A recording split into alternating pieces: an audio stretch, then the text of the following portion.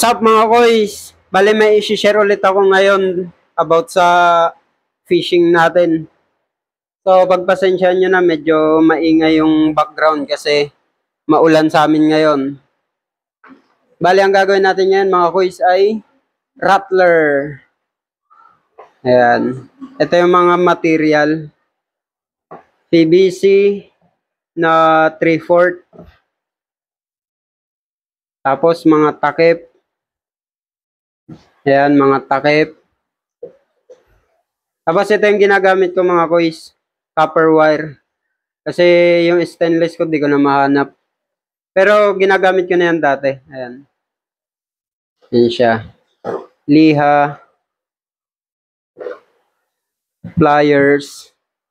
Tsaka mighty band. Pwede rin mga koys. Yung shoe glue. Ito lang nabili ko kaya pwede na yan. Tapos syempre yung bulitas. Bearing. Ito nabili ko to sa mga bike shop.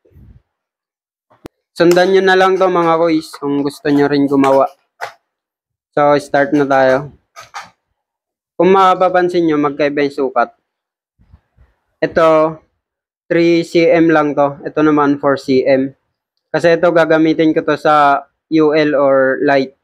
Ito naman sa medium light ko. Ayan. So start na tayo mga koys.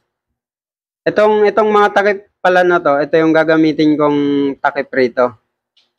Kasi yung groove na yan, sakto yan mga koys. Yan. So panoorin nyo na lang.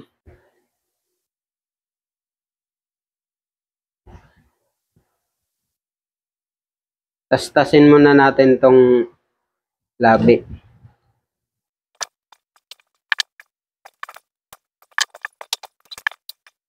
So ayan na siya mga koys. Huwag nyo lang itong tatanggalin ha. Itong groove na to.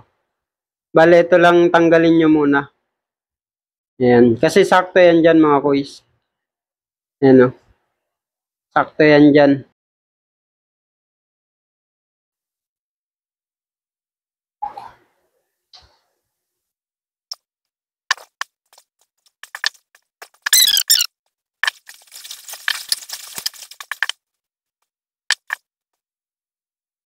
Coca-Cola.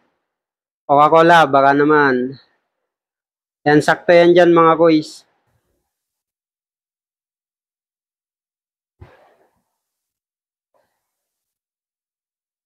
Right. Yan siya mga koys. Yan o. Saktong-sakto lang yan. Kabilaan. Tapos, bubutasan na natin mga koys.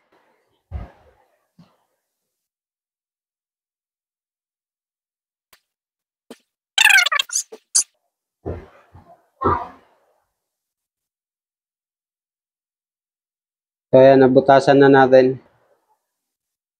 Tapos, tong isa.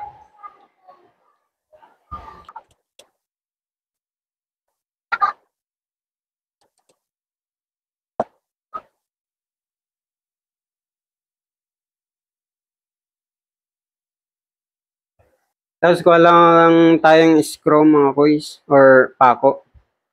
Ayan.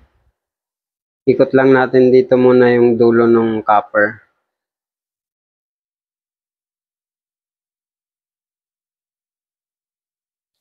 Yan o. Tapos, plies.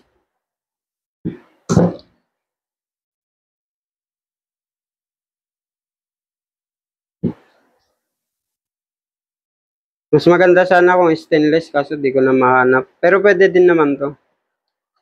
Huwag lang alambre kasi kakalawangin lang.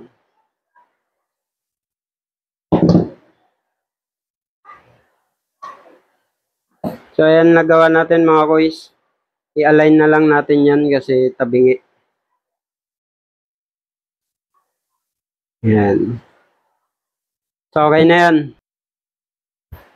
Ngayon mga koys, ididikit ko muna to. Itong nakasalpak na to.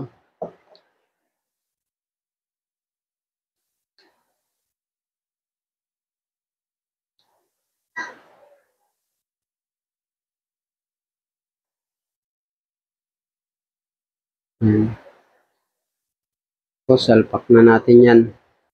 Tayin lang natin tumigas. So, ayan mga kuys. Dikit na ata siya. Ngayon, iuna natin to. Ituhog. Yan o. Ngayon, ito namang takip. Yung takip na. Yan.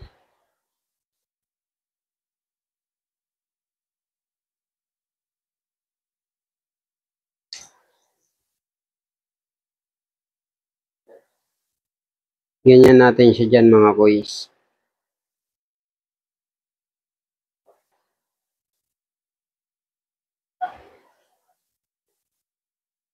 Shoot muna natin yung bulitas mga kuys. Huwag nyo kakalimutan. Tapos, dikit natin. Yan o. Sakto yan. Tayin lang natin matuyo. So, pwede na yan mga kuys. Medyo matigas na ata. Ngayon, isasagad muna natin tong sa baba. Tapos, lalagyan natin to sa taas ng kalso.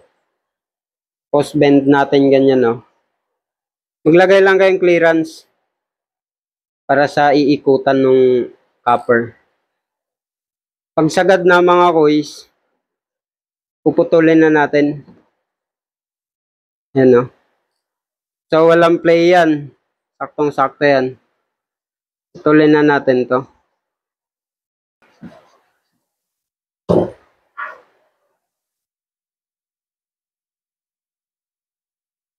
Yan. Tapos, iayos na lang natin gamit yung plies. Alright.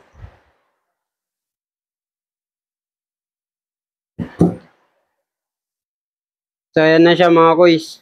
Ikinisin na lang natin to, tapos didikitan tong part na to. Yan o. Yan, dikitan natin yan. Tapos, mamaya pag matuyo, lalagyan ulit natin ng glue, tapos powder. Para matibay.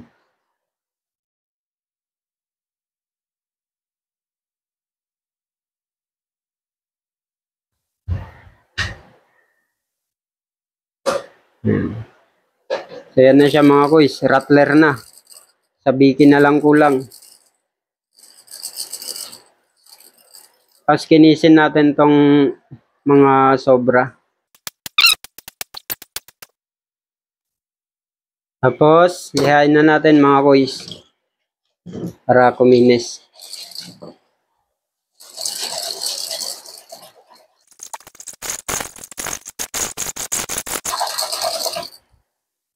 So, yan na siya mga kuys. Pantay na. Pantay na siya rito. Ayan o. Ngayon, i-double check na lang natin tong mga gilid na to. Baka may awang, baka pasukan ng tubig. Yan. Lagyan na lang natin ng glue paikot.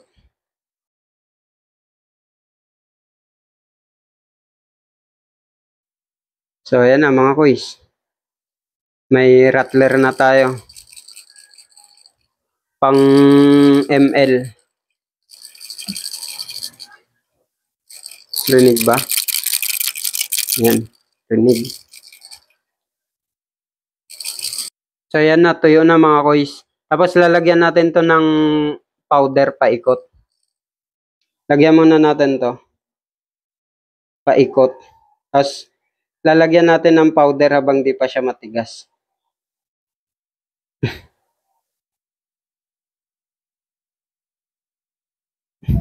Tapos, budburan natin. Yan na siya mga kuys. So, selyado na yan. Matibay na yan. Tapos, doblehan natin para lalo siyang tumibay. So, yan na.